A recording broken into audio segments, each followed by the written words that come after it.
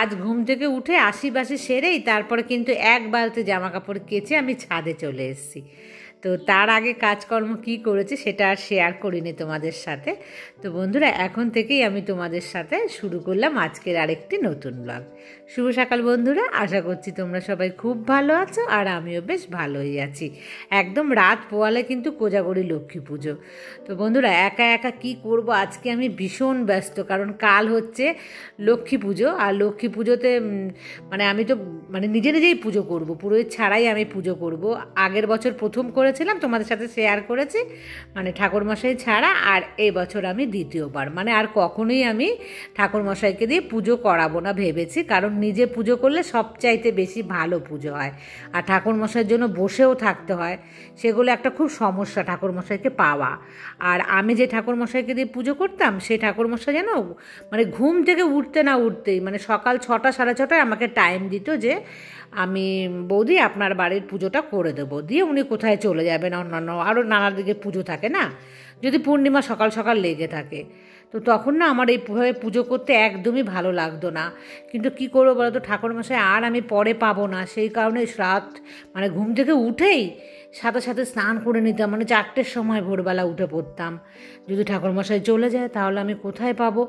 তো এইভাবে পুজো করলে দেখবি একদমই ভালো লাগে না। আর কোজাগরি লক্ষ্মী পুজো হচ্ছে রাতের পুজো, তো আমি তো রাত অবধি বন্ধুরা থাকতে পারি না। সত্যি কথা বলতে আমি কখনোই রাতে করিনি, তবে আমার শ্বশুরবাড়ি বাপের বাড়ি তারা কিন্তু সবাই রাতেই করে, আমার যাও কিন্তু রাতেই করে, কারণ আমাদের এটা রাতেই। কিন্তু আমি এই দেশি পাড়াতে থাকি, এখানকার যে ঘটি পাড়া, তো তারা তো সবসময় দিনের বেলা লক্ষ্মী পুজো করে। আর আমার জন্য এটা খুব ভালো।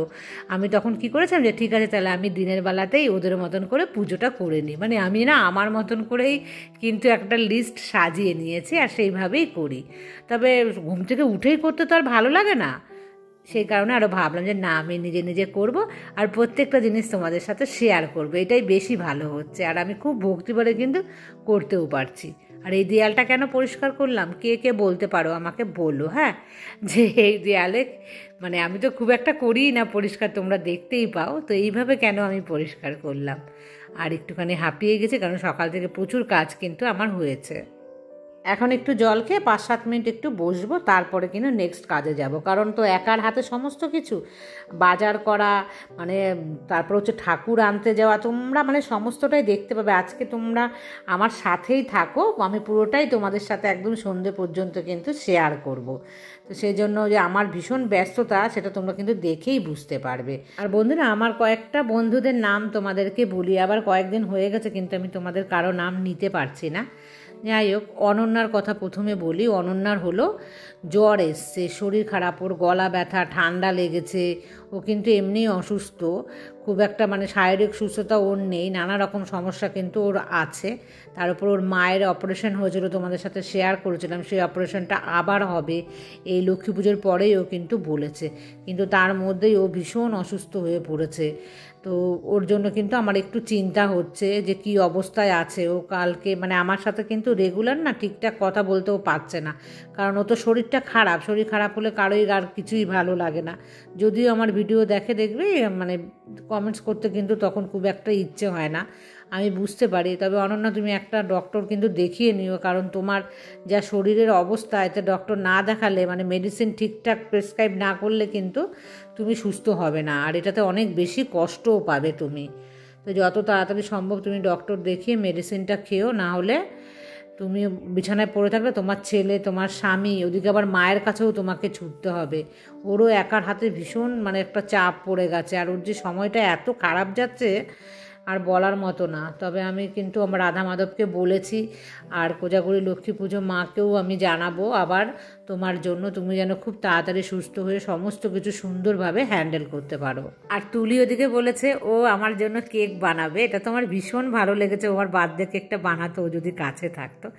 আর ওর বাবার বাড়ি হচ্ছে দুর্গাপুর, ও আসলে তখন বাবার কাছে তখন আমার সাথে দেখা করবে, এটা আমার কাছে অনেক বড় পাওয়া। তো তুলি, আই লাভ ইউ, তুমি যত তাড়াতাড়ি সম্ভব বাবার বাড়ি আসো আর আমার সাথে তুমি দেখা করো, তাহলে আমি খুব খুশি হব। বন্ধুরা, এখন কিন্তু সকাল 10টা বাজে, আমি একটু বেরোচ্ছি এখন ওই কাল যে কোজাগরি লক্ষ্মী পুজো, তা সেগুলো কিন্তু কিছু মানে জিনিস নিয়ে আসি। তো একা হাতে সকালবেলা আমি কিন্তু জলখাবার খেয়ে নিয়েছি, সেটা তোমাদের সাথে শেয়ার করিনি। যাই হোক, এখন চটপট গিয়ে কিছু ঠাকুরের জন্য ফল ফুল কিছু নিয়ে আসি। সবই তো একা হাতে করতে হবে। রেডি হয়ে গেছি, এসে পরে রান্না বান্না করবো। বাজারে এসে দেখছি প্রচুর ভিড়, আর তার সাথে জল কাদা, মানে কেমন প্যাচ প্যাচ যে করছে, কিছু করার নেই। আজকেই কিন্তু একদম 99% লোক সমস্ত কিছু নিয়ে রাখবে, সেই জন্য। কিন্তু কাল পূর্ণিমা থাকবে সারাদিন, আর অসুবিধা হবে না বাজার করতে। কিন্তু কি বলো তো, বাজার করে নিয়ে গিয়ে পুজো করা এটা কিন্তু কষ্ট। আর আমার তো কেউ নেই যে পরের দিনের জন্য কিছু রাখবো। কিছু একটা যদি আমি ভুলে যাই আজকে নিতে বন্ধুরা, সমস্ত কিছু কিন্তু আমার থেকে যাবে পরে, আর মানে কাল আর আশাই হবে না আমার। যাই হোক, টুকটাক নিয়ে চলে আসলাম। আর বন্ধুরা এটা দেখো, মানে সামনের দিকের লুকটা কিন্তু আমার বাড়ির। আমি তোমাদেরকে দেখিয়েছি কয়েকবার, যারা নতুন বন্ধু আমার একদম, তারা তো দেখোনি। তো এক ঝলক মানে জাস্ট 1 সেকেন্ড কিন্তু আমি তোমাদেরকে দেখালাম। আর এনেছি অনেক কিছুই রেখেছি। আর এখানে একটু এনেছি দেখো, মানে এই যে ফুলকপি টমেটো দেখতে পাচ্ছ, এটা এনেছি আমার ঘরের জন্য। আর বাদবাকি ওখানে আছে, তাছাড়া আর এক জায়গাতেও রাখা আছে, সেটার আমি দেখালাম না। কাল তোমাদের সাথে আমি শেয়ার করব, মানে একদম পুজোর সময় যে কী কী আমি এনেছি। আর আমি এখন চলে আসলাম রান্না বান্নায়। কেটে বেটে কিছুই রেখে যায়নি, সমস্ত এখন এসে কাটলাম। আর বন্ধুরা জানো তো, আমি ভেবেছিলাম বেরোবো আর একটুখানি, মানে এই সমস্ত ঠাকুরের জিনিস যে এনেছি রেখেই সাথে সাথে বেরোবো। তো যে জায়গায় যাব তাকে ফোন করলাম, তিনি বললেন যে এখন না, আর 1 ঘন্টা পরে আসেন। তো সেই কারণে আমি তাড়াহুড়ো করে আবার রান্নাটা বসিয়ে দিচ্ছি। আর আজকে আমি আঁশই খাবো, কালকে মানে পূর্ণিমা তো একটু লেটে লাগবে, তার আগে আমি মাথা ঘষে স্নান করে নেব। আর বন্ধুরা, পুঁই শাককে অনেকেই না, মানে তোমরা বলো তো কারা কারা এটাকে আঁশ বলো, আর কেউ কেউ এটাকে নিরামিষ বলো। আমি না জানতাম না এটা যে আঁশ। আমি যখন এই বাড়িতে আসি, এইখানে এসে আমি জানতে পারি পুঁই শাক হচ্ছে আঁশ। তোমরা কি জানো এটা? জানলে তোমরা আমাকে কমেন্টস করে কিন্তু জানিও। খুব চটপট না রান্নাটা করার আমি চেষ্টা করছি, দেখা যাক কতদূর করতে পারে। যাওয়ার আগে যদি কমপ্লিট করতে পারি তো খুব ভালো। আর বন্ধুরা একটা কথা বলি, বিয়ের প্রথম বছর যখন মানে লক্ষ্মী পুজো হয়েছিল, ধরো জানুয়ারিতে আমার বিয়ে হয়েছে, আর হচ্ছে অক্টোবরে পুজো, তো সেই সময় আমাকে উপোস থাকতে বলেছে। ছেলের বউরা মানে যখন আসে বিয়ে হয়ে, তখন কিন্তু শ্বশুরবাড়ির লোকরা আশা করে ছেলের বউই উপোস করবে। হ্যাঁ, তো এটাই স্বাভাবিক, যেহেতু ঘরের লক্ষ্মী। তো আমার ক্ষেত্রেও ওটাই কিন্তু ওরা ভেবেছিল, আর আমাকে বলেছে উপোস করতে, আমি উপোস রয়েছি। কিন্তু এই উপোস করতে গিয়ে একটা গন্ডগোল বলছি তোমাদের। তাড়াহুড়ো করে বাজার থেকে এসে আমি রান্না করলাম মাছের ঝোল আর পুঁই শাকের চচ্চড়ি দেখতে পেলে, দিয়ে আবার হাত পা ধুয়ে আবার জামা কাপড়টা পরে দেখো এখন আবার চলছি। আমি এখন প্রথমে যাব এটিএম, তারপরে যাব চালের দোকানে, তারপরে যাব আমার মা লক্ষ্মীর মানে টুকটাক কিছু কেনাকাটার। মা লক্ষ্মীকে আমি না অঙ্গরাগ করতে দিয়েছি, তো সেখান থেকে নিয়ে আসবো। তা এখন অনেকগুলো কাজ আছে, তারপরে এসে আমাকে ভাত বসাতে হবে, স্নান করে আবার পুজো দিতে হবে। তো এতগুলো কাজ বাকি, আর এখন ঘড়ির কাঁটাতে বাজে 12টা। তো আর সময় নেই, চটপট আমি চলে যাই, গিয়ে কাজগুলো সেরে চলে আসি। আর কোথায় মা লক্ষ্মীকে আমি অঙ্গরাগ করতে দিয়েছি সেটা দেখাবো, তোমরাও চলো আমার সাথে। চলো বন্ধুরা, এর ভেতরে মানে একটা গলির ভেতরে বাড়ি। আর স্বপ্না আমাকে বলেছিল যে দিদি তুমি তোমার মা লক্ষ্মীকে পিতাম্বরী দিয়ে একটু পরিষ্কার করলে কিন্তু পরিষ্কার হয়ে যাবে। তো তখন আমি ভেবেছিলাম যে বেশ কয়েক বছর হয়েছে, মানে কেনার পর আর একবারও কিন্তু অঙ্গরাগ করায়নি। তো আমি তাই দিয়েই দিলাম, মানে আসলে স্বপ্নের কথাটাও ভাবলাম, আর ভাবলাম যে ঠিক আছে, দেরি করে আর লাভ নেই, সামনেই যখন লক্ষ্মী পুজো। তো দেখো বন্ধুরা, গলির ভেতরে একটা বাড়ি, বাড়ির থেকে যে খুব দূর তা নয়, আমার কাছেই। তবু আমি কিন্তু জানিই না, আমি যেই দোকান থেকে আমার ঠাকুরের জামা কাপড় কিনি, তিনিই কিন্তু মানে আমাকে দেখিয়ে দিয়েছে যে এই বাড়িটা এখানে করাবেন, এখানে খুব ভালো করে। তো তোমাদেরকে একটু দেখাচ্ছি, ওই ভদ্রলোক কিন্তু দেখো এই মডেলগুলো সমস্ত বানিয়েছে। তো কি সুন্দর না দেখতে, অথচ বাড়ির কাছে আমি জানিই না। আর বাড়ি এসে স্নান করে পুজো দিয়ে এবার রান্না বসালাম। আর এখন কটা বাজে বলো তো? এখন কিন্তু প্রায় 1:15-20 বেজে গেছে। আর আমার মা লক্ষ্মীকে কিন্তু দেয়নি, মানে কমপ্লিট হয়ে গেছে পুরো। আমার হচ্ছে কি বলো তো, পছন্দ হয়নি, একটুখানি কালার বাকি আছে। আমি বললাম এটাতে আর একটু কালার করে দেন। তখন বললো ঠিক আছে, আপনি তাহলে রাতে আসবেন, তাহলে করে দেবো। আর দেখো এসে তো অনেকটা দেরি হয়ে গেল এখন, মানে ধরো একটা এসে পুজো টুজো দিয়ে রান্না শুরু করতে 1:15-20 হয়ে গেছে, মানে ভাতটা হতে। রান্না দুটো তো করেই রেখে গেছিলাম, এখন কিন্তু 2টো ওভার হয়ে গেছে। যাই হোক বন্ধুরা, খেয়ে নিই, অন্তত ভাতটা গরম থাকলে ভালো লাগে। সবজিগুলো কিন্তু সমস্তই ঠান্ডা হয়ে গেছে। তো তো সেজন্য মানে দেখবে ঠান্ডা জিনিস দিয়ে খেতে কিন্তু একদমই ভালো লাগে না। আর বাইরে বৃষ্টি হচ্ছে প্রচুর, খেয়ে দিয়ে একটুখানি রেস্ট নিই। সকাল থেকে অনেকবার বাড়ির বাইরে বেরোলে দেখবে একদম কাজ করতে ভালো লাগে না, একটু রেস্ট না নিলে কিন্তু একদমই না। আর বন্ধুরা বেশ কিন্তু ঠান্ডা ঠান্ডা লাগছে জানো তো, সে কারণে কিন্তু আমি কম্বলটা গায়ে দিয়েছি। আমার মেয়ে গায়ে দেয়, আমি তো গায়ে দেওয়া আমার অভ্যেস নেই।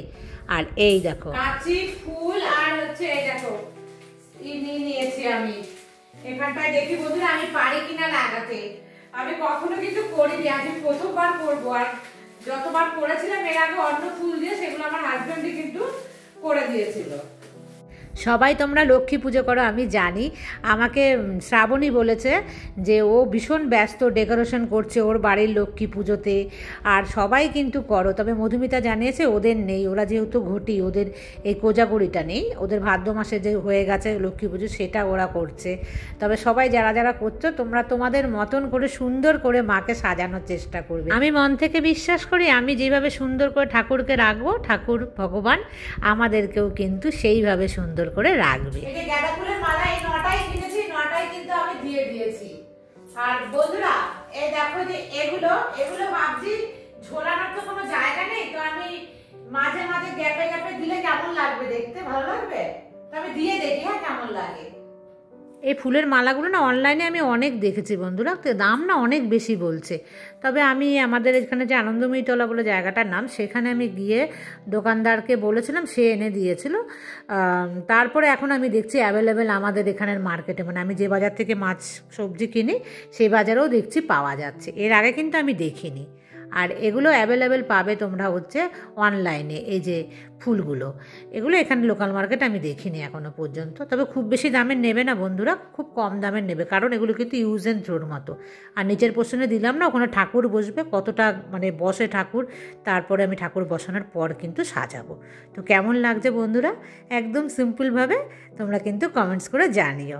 আর আজকের মতন এই পর্যন্তই রাখছি, দেখা হবে নেক্সট ব্লগে, টাটা।